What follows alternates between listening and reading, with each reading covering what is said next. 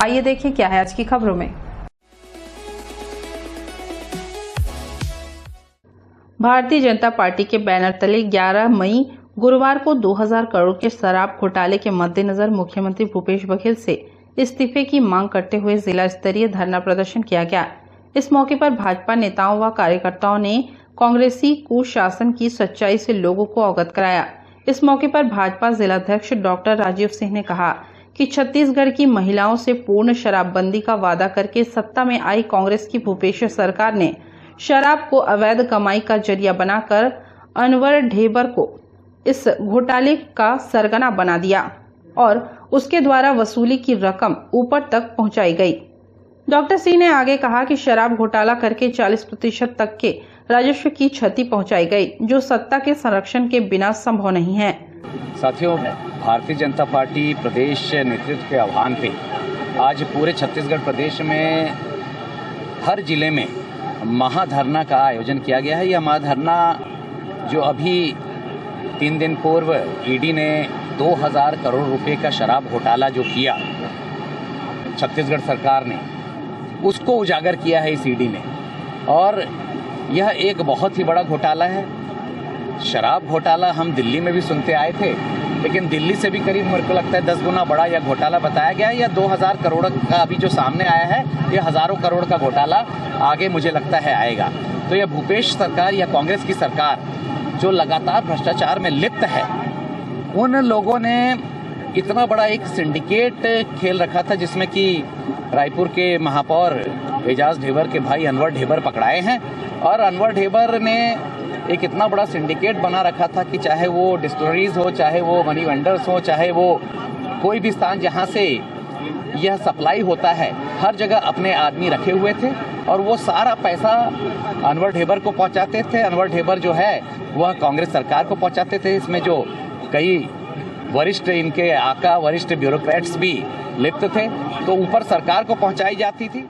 रामपुर विधायक व पूर्व गृह मंत्री ननकीराम कंवर ने कहा कि शराब घोटाले के खुलासे से प्रदेश की कांग्रेस सरकार की असलियत सामने आ गई है। बजट अनुमान के आंकड़े से भी यह प्रतीत हो चुका था कि राजस्व के कारोबार में कोई सुनियोजित खेल चल रहा है। शराब के गोरख धंधे की रकम सत्ता संरक्षण में चल रहे रैकेट की तिजोरी में गई। अपने संबोधन में भाजपा नेता जोगेश लांबा ने कहा कि शराब घोटाले के भंडाफोड़ के बाद मुख्यमंत्री बघेल को तुरंत इस्तीफा देना चाहिए। ईडी को इस घोटालेबाजी में मुख्यमंत्री भूपेश बघेल की भूमिका की भी गहराई से जांच करनी चाहिए। नमस्ते कोरबा न्यूज के लिए संतोष अग्रवाल के साथ रामकुमार यादव की रिपोर्ट।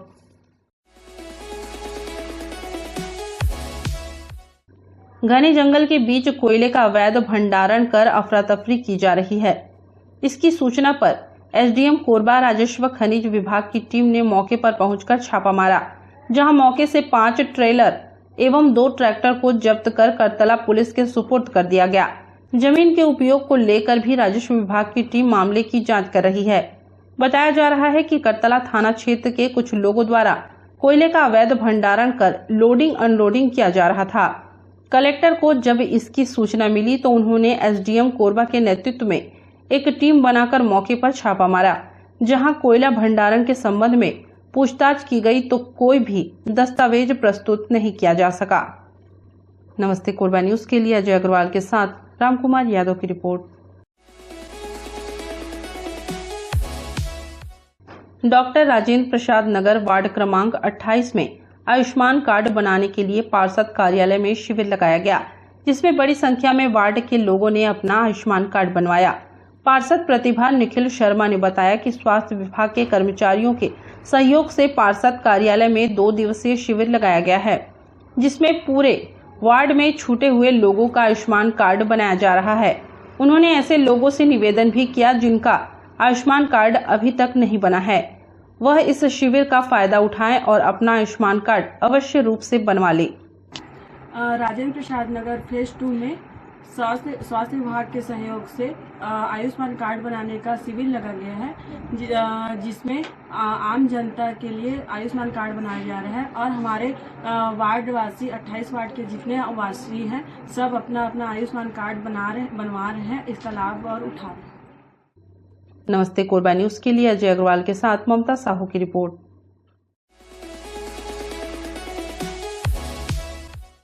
मधुमक्खियों के हमले से एक मजदूर की मौत हो गई तो वहीं आधा दर्जन मजदूर घायल हो गए। सभी मजदूर कोरबा जिले के सिविल लाइन थाना क्षेत्र अंतर्गत दयानंद पब्लिक स्कूल में काम कर रहे थे। दरअसल गर्मी की छुट्टियों में दयानंद पब्लिक स्कूल का मेंटेनेंस कार्य चल रहा है। मेंटेनेंस के तहत बारिश आने से पहले छत के सीट का भी मरम्मत चल रहा था।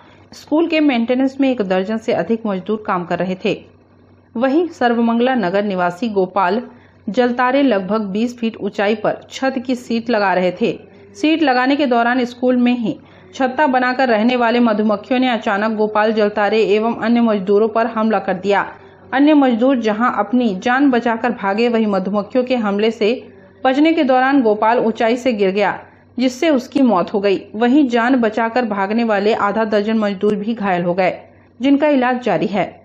हम लोग सीट को वहाँ लगाए थे। कहाँ सीट को लगा रहे थे? दयानंद पब्लिक स्कूल में स्कूल टाइट कर रहे थे तो वाइब्रेट हुआ मैं वहाँ से, तो मधुमक्खी थोड़ी बिचक गए तो अटैक कर दिया उसके ऊपर, गोपाल जलतारे के ऊपर में तो अटैक कर दिया तो उसका बैलेंस बिगड़ गया तो गिर गया नीचे। तो ऊंचाई लगभग 20 फीट के आसपास, 20 फीट के आसपास।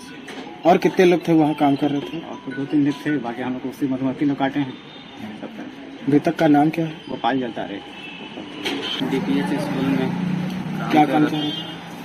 वही कुछ क्या बोलते हैं उसको वाला काम चल रहा था। हम लोग को आज बुलाया था तो हम लोग गए थे। लगभग कितनी ऊंचाई में ये कार्य चल रही थी? 2 मंजिल। कैसे ये घटना हुआ? अचानक से गिरने के कारण क्या मधुमक्खी पूरा उसके ऊपर में आ गया था। आप लोग भी वहाँ काम कर रहे थे तो नहीं, क्या हम लोग रूम अंदर में थे। तो वो मधुमक्खी जो है कैसे अचानक से आप लोग का हमले किया हुआ? उसी के छत्ते के ऊपर गिर गए थे ना, तो उसे टूट मतलब वहीं पास थे, वहीं पास काम कर रहे थे। कितने लोग काम कर रहे थे वहाँ? वहाँ 4-5 लोग। और जिसमें से सिर्फ एक ही जने को मधुमक्खी ने हमला किया, बाकी लोग सब इधर उधर भाग गए। नमस्ते कोरबा न्यूज के लिए अजय अग्रवाल के साथ रामकुमार यादव की रिपोर्ट। बुलेटिन में वक्त है एक छोटे से ब्रेक का, मिलते हैं ब्रेक के बाद। कोरबा जिले में पहली बार मिलेगा शासकीय उद्यान का आम। जिले में ऑर्गेनिक शासकीय उद्यानों के आम फलों की बिक्री पहली बार की जा रही है। उचित दाम पर प्राप्त करें, जिसमें घर पहुँच सुविधा भी उपलब्ध है। ऑर्गेनिक खाइए, स्वस्थ रहिए। आप जिले के इन जगहों से आम प्राप्त कर सकते हैं। पहला, शासकीय उद्यान रोपड़ी, पटियापाली, करतला ब्लॉक, कोरबा। दूसरा, शासकीय उद्यान रोपड़ी, डोड़की, सक्ती।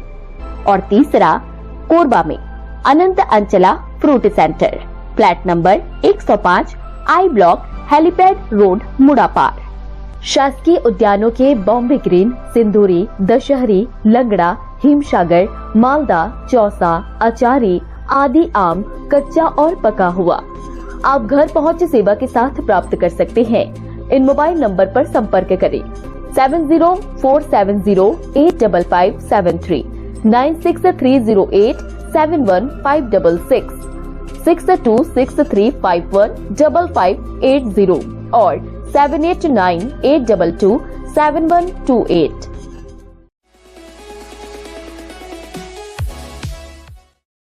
हमें जानकारी मिली है कि कुछ लोग नमस्ते कोरबा समाचार में खबर चलाने के नाम से पैसों की उगाही कर रहे हैं। आप सभी से अनुरोध है कि खबर चलाने के नाम से अगर कोई आपसे पैसों की मांग करता है तो आप अपने संबंधित थाना क्षेत्र में उस व्यक्ति की शिकायत करें। इसके साथ ही आप हमसे नीचे दिए गए नंबरों पर संपर्क करें। हम निष्पक्ष पत्रकारिता करते हैं। हम अपने कार्य को व्यवसाय की श्रेणी में नहीं रखते। संपर्क करें 7000314479, 9827107490।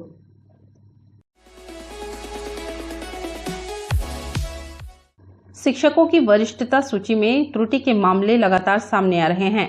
ऐसे मामलों में शिक्षकों द्वारा जिला शिक्षा अधिकारी से शिकायत भी की जा रही है। इसी तरह के मामले में बुधवार को शिक्षक जिला शिक्षा अधिकारी कार्यालय पहुंचे थे, जिनमें शामिल चंद्रकला सोना शासकीय उच्चतर माध्यमिक विद्यालय कुदुरमाल में व्याख्याता अर्थशास्त्र के पद पर पदस्थ है। वह पैर से 50% दिव्यांग है। 4 मई को जारी प्रावधिक वरिष्ठता सूची में 2100 में उनका नाम अंकित है। शिक्षिका का कहना है कि 14 मार्च 2017 से उन्हें वरिष्ठता प्रदान की गई है, जो त्रुटिपूर्ण है, पर लगातार 2021-22 से अपनी वरिष्ठता में संशोधन कराने डीईओ कार्यालय में आवेदन प्रस्तुत कर चुकी है। इसके बाद भी वरिष्ठता सूची में संशोधन नहीं किया गया है। इसी तरह शासकीय हाई स्कूल लबेद में पदस्थ व्याख्याता राजनीति विज्ञान सुरेश कुमार सिदार की वरिष्ठता सूची 2022-23 के सूची क्रमांक 2038 में वरिष्ठता 14 मार्च 2017 अंकित है, जबकि 2 दिसंबर 2014 में वरिष्ठता दिया गया है।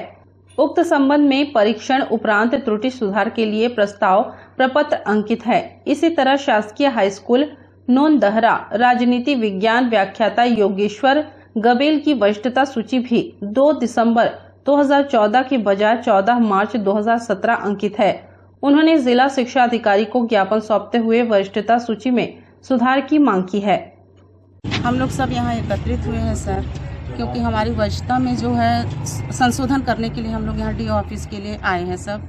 हमारी वरिष्ठता 2020 तक एकदम सही थी, 2/12/14 वरिष्ठता दिया गया था, लेकिन 2021-22 से हमको जो हमारी वरिष्ठता है तो हमारे 14/3/17 कर दिया गया। 3 साल को हमको पीछे कर दिया गया, जबकि इसका कारण समझ नहीं आ रहा है। और वो लोग हमको ये कहते हैं कि आदेश में कहाँ है 2/12/14 आप दिखाइए।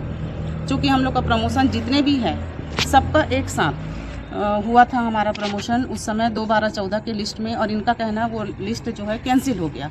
ठीक है, कैंसिल हो गया तो उन्हीं में के लोगों का नाम जो है सबसे पहले आदेश में 3/2/17 में निकाला सब्जेक्ट वाइज।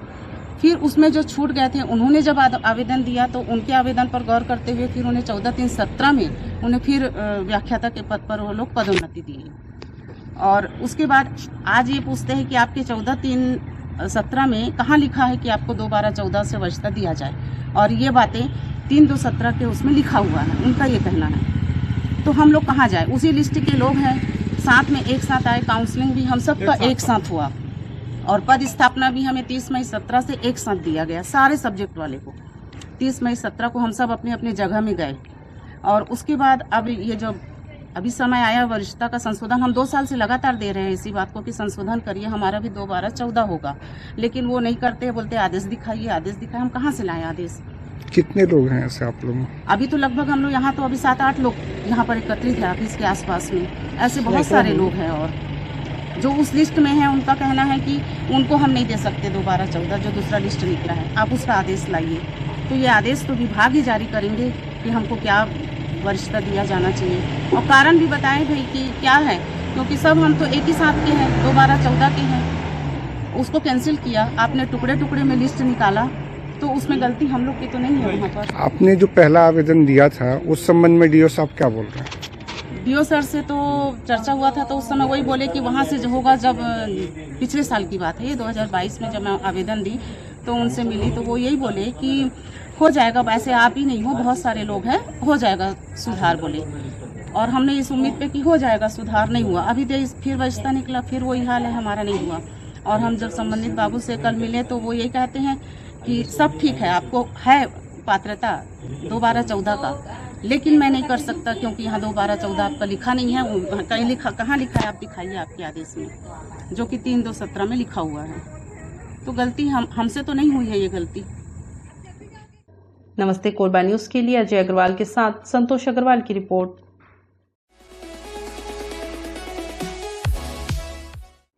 निगम के विवेकानंद उद्यान स्थित वेब पुल का महापौर राजकिशोर प्रसाद के मुख्य आतिथ्य में फीता काटकर शुभारंभ किया गया। कार्यक्रम की अध्यक्षता सभापति श्याम सुंदर सोनी ने की। वहीं विशिष्ट अतिथि के रूप में मेयर इन काउंसिल के सदस्य संतोष राठौर, पार्षद रवि सिंह चंदेल, एल्डरमैन रामगोपाल यादव, नगर निगम कोरबा के अधिकारी कर्मचारीगण उपस्थित थे। महापौर ने अपने उद्बोधन में कहा कि वेब पुल का संचालन प्रारंभ हो जाने से क्षेत्र की जनता में हर्ष व्याप्त है। यहाँ पर आमजन पहुंचकर अब वेब पुल में कृत्रिम समुद्री लहरों का भी आनंद उठा रहे हैं। शुभारंभ अवसर पर भारी संख्या में महिला, पुरुष एवं बच्चे उपस्थित थे, जिनके चेहरे पर वेब पुल को देखकर हर्ष छाया था। एवं इस गर्मी के मौसम में गर्मी से राहत पाने के लिए लोग वेब पुल के ठंडे ठंडे समुद्री लहरों का आनंद उठा सकेंगे।